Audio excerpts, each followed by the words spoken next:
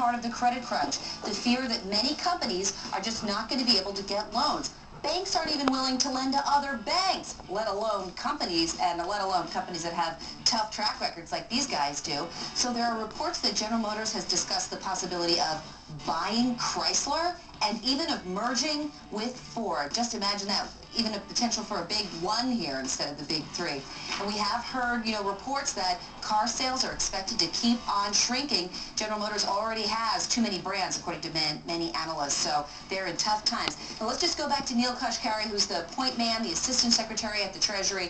What he has been saying is that the Treasury may directly invest in banks, in bank stocks. He talked about that. He said taking an equity stake, and this tells you that they're shifting their attention now away from the bad loans, the bad mortgages, right? The TARP plan is all about these toxic loans, and instead they're looking to attack the root cause here, which is the credit crunch. So they're going beyond the $700 billion bailout. They're looking at other ways to fix the credit crunch, right? Obviously the $700 billion bailout plan didn't necessarily calm the markets down.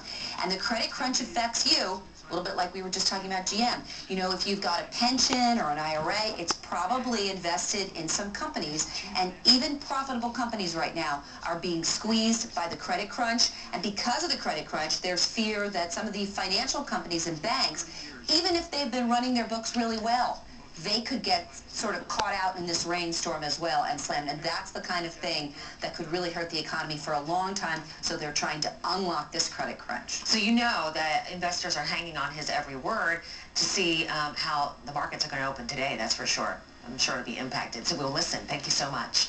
You're